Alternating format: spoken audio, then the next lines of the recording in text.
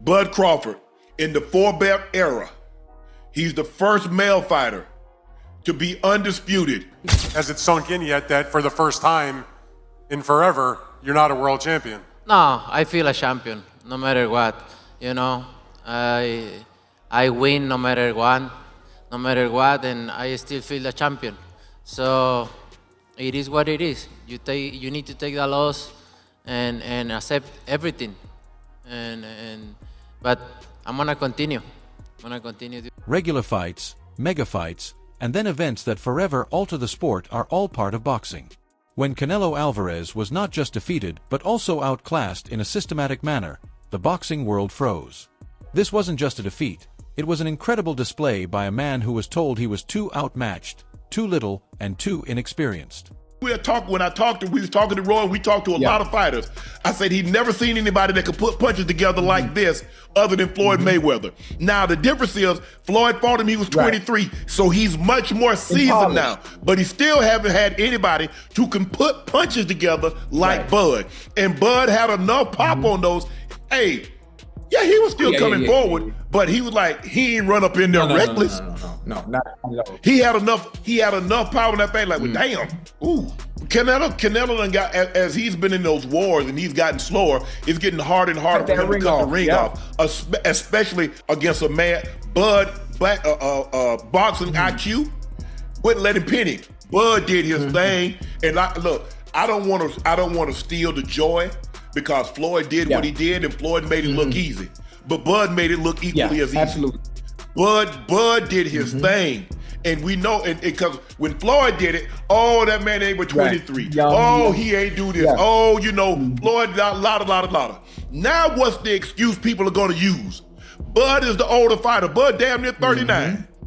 Instead of whether Crawford could prevail, the focus moved to how he achieved one of the most startling upsets in contemporary boxing history. Predictions were hotly contested in the months preceding the momentous battle. Stephen A. Smith, who is renowned for making audacious claims, outlined Crawford's route to victory on ESPN's Opening Take.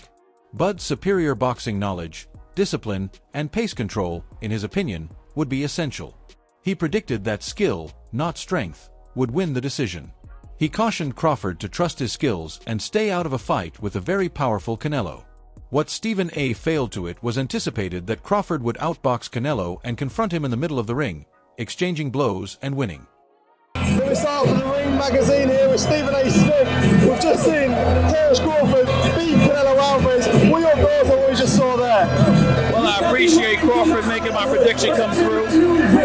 Coming into the fight, I had him winning by decision. I thought he was the superior boxer. I thought he would be able to take a punch. And as long as he didn't stay there and exchange with Canelo, I thought he could do it. What surprised me is that there were times during the fight he did stand there and exchange with Canelo and took it.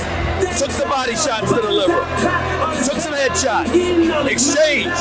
And still ended up winning this fight. I thought from the 8th round on, he just put on a boxing clinic. And I got to give credit where credit is due. Crawford deserved to win the fight. Crawford displayed what he would later refer to as a true boxing clinic starting in the 8th round. Experts in betting also recognized potential in the underdog.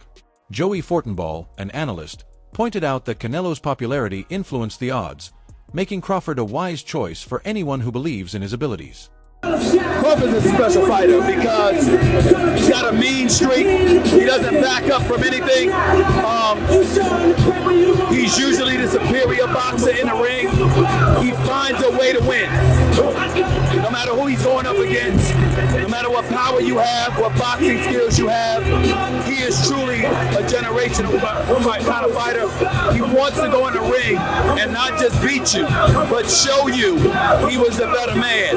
And he's not one who believes that just a knockout does that. He likes outboxing you and showing you that his skill level is superior to yours. And he showed it tonight. One man's warnings were far more severe than the many who conjectured about a point's triumph. Canelo received a warning from Shannon Sharpe on his nightcap show that seemed more like a prophecy. Sharpe looked directly into the camera and said, "He will retire you," with remarkable determination. He wasn't just forecasting defeat. He sensed the end was coming. Sharpe made it clear that Crawford was a unique fighter and not just another opponent. He commended Crawford's unwavering mindset and ability to undermine any strategy. While some were concerned about the disparity in weight, Sharpe thought it would benefit Crawford. He maintained that Crawford would be stronger and more powerful than ever if he was properly hydrated and not subjected to a cruel weight reduction of 147 pounds. He saw something that others had missed. Winning wasn't Crawford's only goal. He wanted to rule and establish himself as this era's greatest fighter. I was worried about Bud, how he's going to be able to handle the pressure and the power shots from Canelo. That's all I was worried about. So obviously round 1 through 3, they had to feel each other out. And I seen Bud, he had a little tight little guard a little bit. And when I noticed that what Canelo was trying to do, whatever game plan he came to the fight with, Bud had a counter for it. By the time they got to round 6, I said it was a wrap. I said it was a wrap because everything Canelo was trying to do and trying to set up, it wasn't working. It's boxing. You're going to get hit. Of course, Canelo got some hits in. Yes, of course. But it wasn't enough to affect Bud or force him to get on his bicycle and have to protect himself. When Bud, if you was there sitting in on that thing and Bud, when he got up and left, he said, Shannon, I'm going to get him. I said, Bud. He said, Shannon. He said, it's boxing. I'm going to get hit, but he going to get hit too. And I promise you, he going to get hit more than I get hit. You know what I love too about tonight, Unc? Most of the time when Canelo hits people, they retreat. There are a few times where Canelo hit Bud flush and some came right back. Some actually fired right back. He kept checking it. He by the time he got to the 8th round, by the time he got to the 8th, 9th round, at that point it's all conditioning. At that point, It was all conditioning. Canelo had punched himself out damn near. Every punch he throws is a power shot, but nothing was able to rattle Bud. Nothing. Bud sat in that goddamn pocket, and they exchanged about maybe 4 or 5 punches back and forth. Mm-hmm. I say, you know what? He's comfortable. He's comfortable, and whatever power Canelo does have, he's not worried about it. His former promoter Oscar De La Hoya, who had a troubled relationship with Canelo, made what was arguably the most controversial and, in retrospect, the most correct forecast. De La Hoya made a statement in an interview that stunned the boxing fraternity and was widely perceived as a sign of sour animosity. He repeated it for emphasis, saying, "He'll make Canelo look like a child." The boxing community was split. Was his former star being cheaply disparaged by a resentful ex-promoter? Or was it a candid assessment by a 10-time world champion who recognized Canelo's shortcomings? Canelo's footwork was dissected by De La Hoya, who compared it to walking on cement. In contrast, he commended Crawford's mobility, his command of distance, and his ability to synchronize his upper body with his footwork. De La Hoya discounted the size advantage, claiming that Crawford could easily gain muscle because he was naturally large. He believed that skill alone would determine the outcome of the battle. However, not everyone was persuaded. Eddie Hearn, the promoter, and the rest of Team Canelo were confident. Canelo asserted that he was at his best and prepared for anything. Hearn acknowledged, however, that he had observed Canelo slowing down and that his combinations were less precise than they had been. Other combatants and instructors exchanged comparable opinions. Canelo is exhausted, according to renowned trainer Robert Garcia, who also implied that he was fighting more cautiously to preserve his body for lucrative bouts. Despite the weight disparity, former champion Kelly Pavic referred to Crawford as having more talent than him. Everyone agreed that Crawford needed to be flawless if he hoped to win. After entering the ring beside Canelo, Caleb Plant provided a particular tactic. Avoid the middle ground at all costs, either stay fully out or go all the way in. It was an extremely difficult tactical task. Thus, the world witnessed the challenge being met on the evening of September 13th. It was immediately apparent from the opening bell that this was not the Canelo performance that everyone had been hoping for. Crawford appeared and vanished at will, moving like a ghost. He neutralized Canelo's feared power, changed positions to create confounding angles, and used his jab to control the distance. Every turn and step Crawford took repeated De La Hoya's remarks regarding footwork. Things had changed by the 6th round. Crawford halted his motion and planted his feet, delivering sharp, punishing strikes that caused Canelo's face to start to bruise. He was out-fighting the champion in addition to outboxing him. Crawford grinned as Canelo made a desperate swing in the middle stages, a self-assured smile that captured all the information the world required. The pupil was the world's unquestioned champion, and the masterclass was in full flow. The conclusion was obvious as the last bell rung. Everyone's observations were reflected in the judges' scorecards. A unanimous ruling in Terence Crawford's favor. Terence Crawford is the best fighter on the planet. Pound for pound, he's that dude. In this 4-belt era, he is now the undisputed world champion 3 times over. 140 pounds, 147, now 168 pounds. This victory was momentous and went beyond a single moment in the ring. In the contemporary 4-belt period, Crawford became the first male boxer to hold the uncontested title in 3 distinct weight divisions. An accomplishment of unparalleled importance that had an instantaneous and profoundly humble impact. In his post-fight interview, Canelo Alvarez offered no justifications. He said, "I just couldn't figure out the style," which startled the boxing community.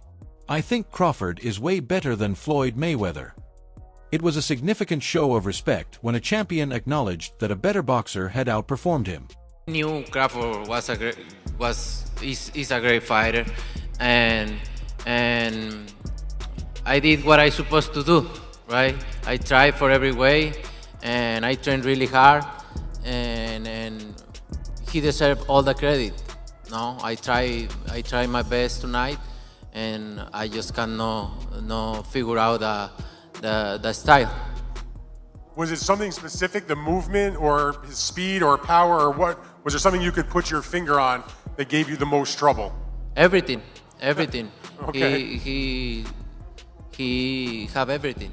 Crawford addressed years of criticism about taking on lesser-known opponents for everyone else in a direct social media response. As the boxing community took in this revelation, one man was only getting started. Shannon Sharpe was not startled at all, but many others were. With the assurance of someone who was aware of what would happen, he declared Bud Crawford to be without a doubt the best boxer of this era on his show. He commended Crawford's fortitude, mentality, and immaculate execution of a strategy that completely outmatched Canelo.